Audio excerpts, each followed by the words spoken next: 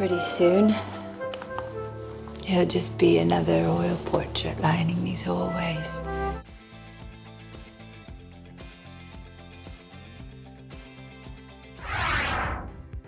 Number 10. Gary Oldman as Winston Churchill, Darkest Hour. Once news dropped that there was a movie about Prime Minister Winston Churchill's leadership during World War II, everyone knew Gary Oldman was about to win an Oscar. Draw the Nazi focus away from Dunkirk whilst we execute a maritime evacuation of our forces. Is that possible? It would mean a huge sacrifice. Well, the movie itself was received by some critics as a naked attempt to gobble up some awards. Darkest Hour's most thrilling moments come courtesy of Oldman's excellent performance. When will the lesson be learned? When will the lesson be learned? In the climactic scene, where he gives one of the leader's best-remembered speeches, he really does disappear into the role. We shall not flag or fail. We shall go on to the end! Given how many times we've seen Oldman on screen in very different roles, it's no wonder he can disappear so completely. He's trained us to see the character instead of the actor, even one as towering as Winston Churchill. We shall never surrender! Number 9. Helen Mirren as Queen Elizabeth II, the Queen. It's one thing to play a reigning queen who's been dead for centuries, but it's a whole other can of worms to play the one currently sitting on the throne. Mrs. Blair, lovely to see you again. And congratulations. You must be very proud. That was what Helen Mirren did in this 2006 historical drama, which depicts Queen Elizabeth II's reaction to the media frenzy surrounding Princess Diana's 1997 death in a car wreck.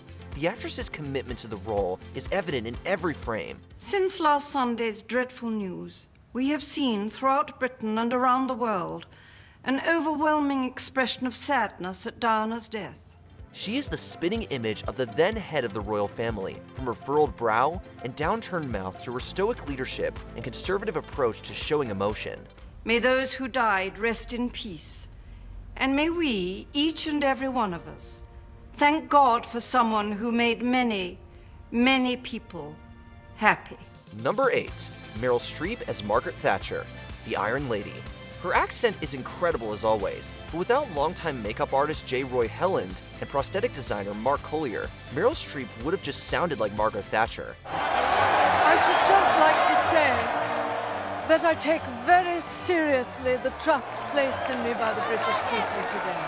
In makeup and costume, she's spellbindingly close to the real woman, portraying the former Prime Minister as she rises through the ranks of Parliament on the way to becoming the UK's highest elected official. The Iron Lady is arguably Streep's most uncanny film work. The Falkland Islands belong to Britain, and I want them back. Beneath that trademark helmet of hair and steely gaze, she is a mask of uncompromising authority, immovable and kind of terrifying. Streep and her makeup team won well-deserved Oscars for the movie. Gentlemen, as the Lord President has chosen to come to Cabinet unprepared, I shall have to close the meeting. Number 7. Marian Kultiar as Edith Piaf, La Vie en Rose. Carefully researched and brimming with heartfelt emotion, Marian Kultiar's performance as the French chanteuse is something that has to be seen to be believed. Quand la mort nous fauche, c'est notre plus beau jour, cloche, sonnez pour. And the perfect makeup job is essential to creating the character of Edith Piaf. Part of what makes La Vie en Rose so unforgettable is that Kultiar plays Piaf through several stages of her relatively short life. Je veux m'en sortir. Je peux. The movie volleys back and forth between various years of Piaf's life, from her troubled youth to a middle age marked by chronic pain and disappointment. Il n'y aura pas d'Olympia. With her face painted to resemble Piaf's, including her distinctive pencil-thin eyebrows, Kultiar's work is more than mimicry. It's alchemy. En tout cas, vous, quand vous invitez, vous vous ruinez pas. Number 6. Ana de Armas as Marilyn Monroe, Blonde. Great actors have given successful performances as the mid-century screen goddess, but few have ever truly radiated the way Monroe did on screen. Someone special? Although Blonde was lambasted by many critics, who felt it was disrespectful to Marilyn Monroe's legacy, Ana de Armas was widely praised. Not only was her performance incredibly believable, but she manages in some scenes to recapture the woman herself, rather than just the screen image. Well, that's just studio publicity.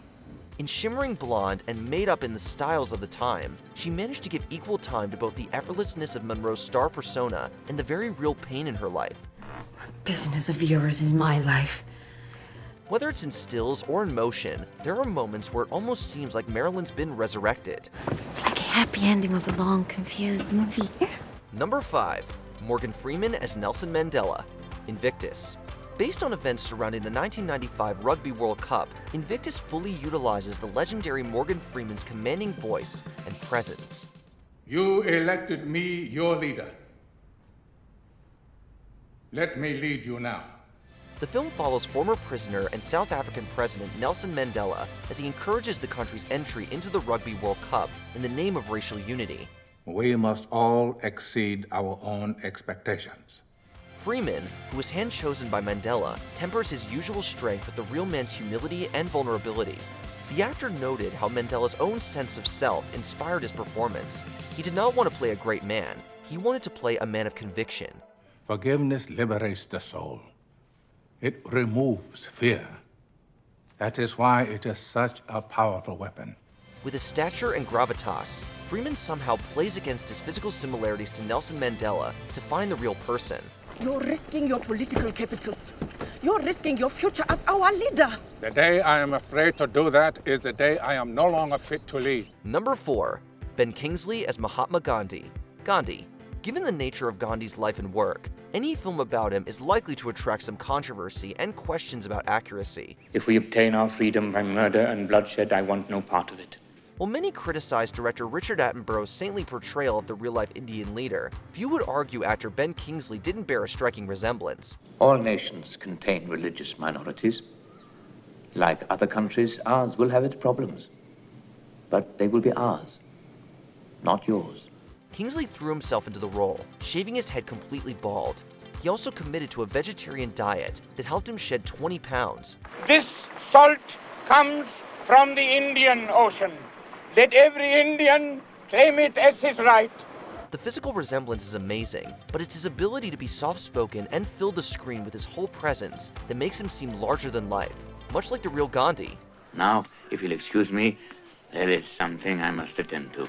Number 3. Denzel Washington as Malcolm X. Malcolm X.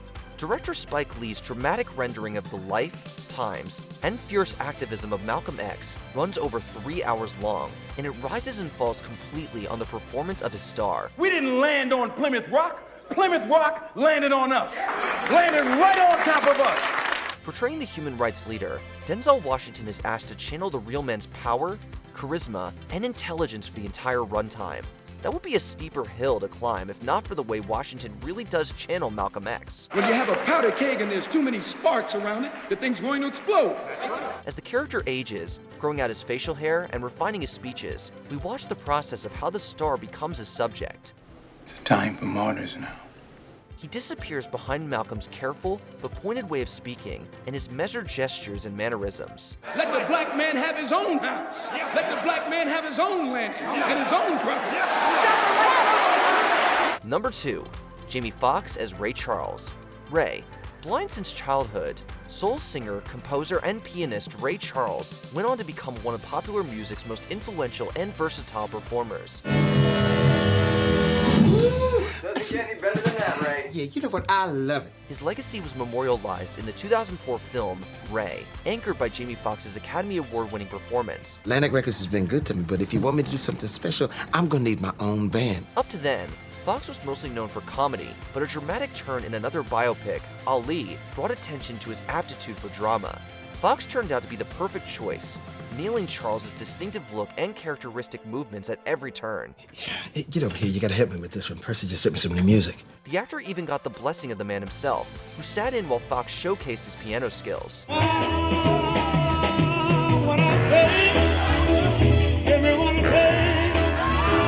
Before we unveil our top pick, here are a few honorable mentions. Austin Butler as Elvis Presley. Elvis. Who would have thought the former teen star would be a dead ringer for the king? So don't you mess around with me. Salma Hayek as Frida Kahlo. Frida. She played the iconic artist whose look was as recognizable as her work. Hi, doctor. If you let me have this tequila, I promise not to drink at my funeral. Kate Blanchett as Queen Elizabeth I, Elizabeth.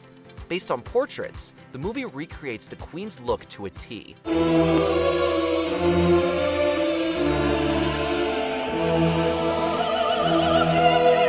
Robert Downey Jr. as Charlie Chaplin.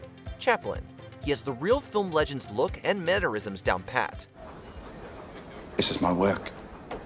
Anthony Hopkins as Alfred Hitchcock. Hitchcock. Through expert prosthetics, Hopkins provides the director's famously droll expression. Perfect. Number 1.